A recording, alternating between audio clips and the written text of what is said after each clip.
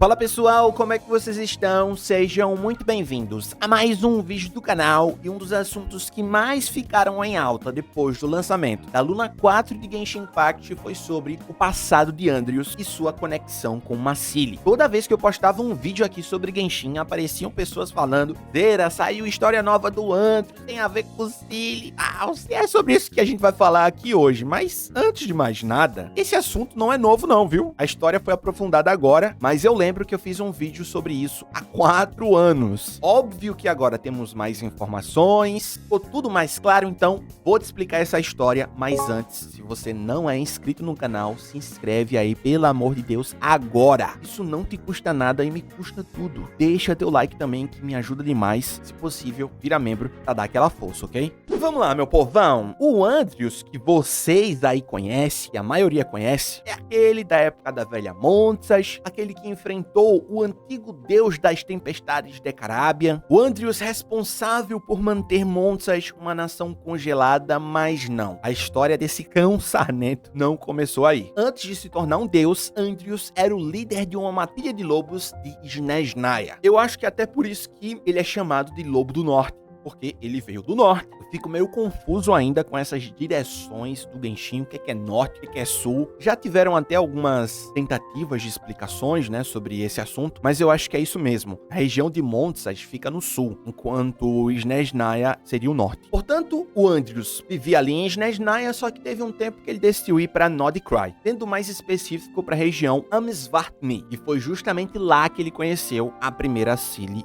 vulgo Qoitar. Qoitar, ou para os mais íntimos, Coitada, é a primeira Seele que foi criada pelo Primordial. Lembrando que Seeles são anjos. Então a Qoitar fazia parte daqueles anjos que guiavam a humanidade. Mas a história dessa personagem é um pouco mais relevante do que da maioria das Seeles. Qoitar acabou se envolvendo com o viajante intergaláctico Seu Tervoinen, aquele que conheceu Nibelung, cuja história eu contei no meu vídeo da origem de Teyvat. Seu Tervoinen meio que deixou ali Qoitar confusa, não sei se eu estou no caminho certo, se vim do meu senhor, ficou meio coisada com as ideias aí. Então, desejou se rebelar contra o Primordial, e foi por isso que ela teve também suas memórias apagadas e que as Seeles foram condenadas a perderem as suas formas. Tudo isso aconteceu ali durante a Guerra da Chama Funerária, que foi o confronto do Nibelung contra o Primordial. O que a gente sabia antes sobre Qoitar e Seu Tervoinen é que eles haviam sido separados, castigados. As Seeles tinham alguns textos que falavam que elas perderam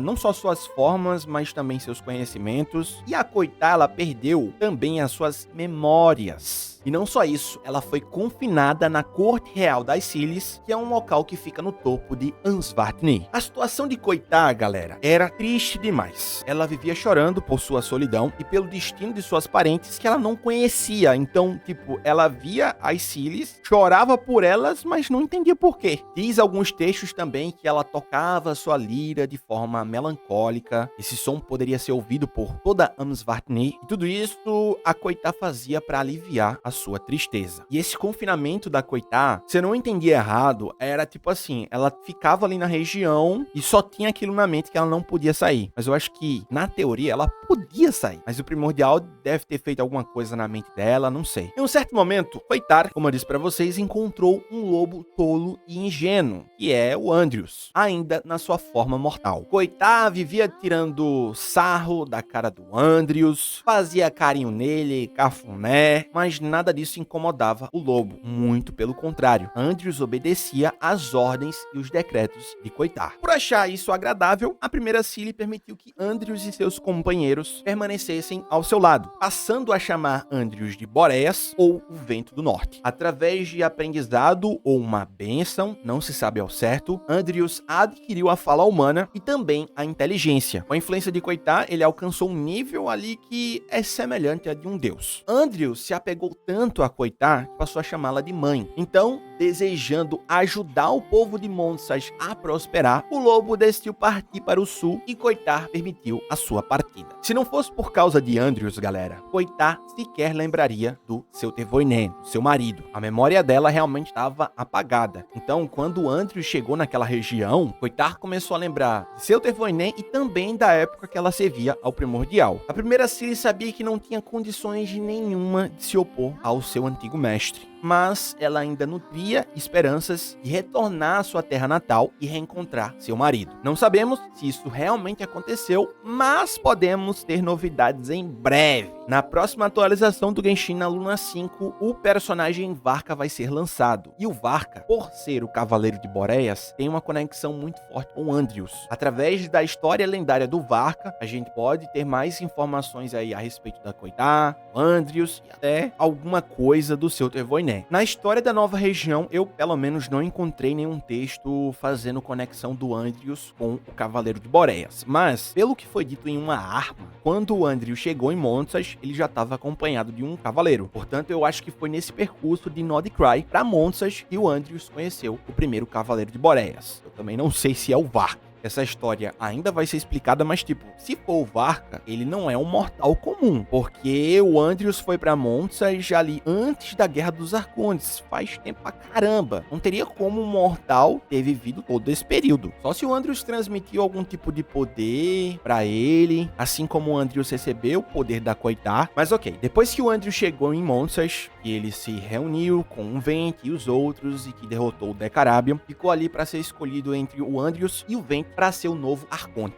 O Andrius não se sentia digno de se tornar um Arconte devido à sua aparente falta de amor pela humanidade. Portanto, ele optou por se sacrificar, entendendo que suas nevascas serviam apenas para ceifar vidas e não para nutri-las. Depois disso, Andrius passou a viver no Reino dos Lobos como um espírito, e a pergunta que fica é, em algum momento ele conseguiu rever a sua mãe? Porque como um espírito, eu não sei se ele tem necessariamente liberdade de sair de Monsas. Mas será que ele não usou alguns de seus lobos para ir para Nodcry? Isso é algo que devemos descobrir na Luna 5. Não apenas teremos mais esclarecimentos sobre a história do Cavaleiro de Boreas, como também sobre o passado de Koitar. E cara, eu acho que essa personagem vai ser lançada. Ela tá muito me passando a vibe tipo da Nicole, não só porque as duas são anjos, mas eu acho que essa boneca ainda tá viva e vai ser lançada. Até o seu Tervoinen também. Mas daqui que lance essa personagem, bota anos aí, depois do arco de Caneria, não sei. Porque como essa história toda envolve o core principal da lore do Genshin, é um negócio que ela vai ser revelada aos poucos. A Royoverse não vai explicar tudo de uma hora pra outra. Só esse tempinho aí, pra gente saber essa parte da história do Andrius teve contato com a Koitar, foi, mano, desde a 1.0. Se eu não tô enganado, é a descrição oficial do Andrius que fala, ou algum item que dropa dele, ele recebeu seus poderes de uma pessoa desconhecida. Agora que a gente sabe que essa pessoa é a Koitar.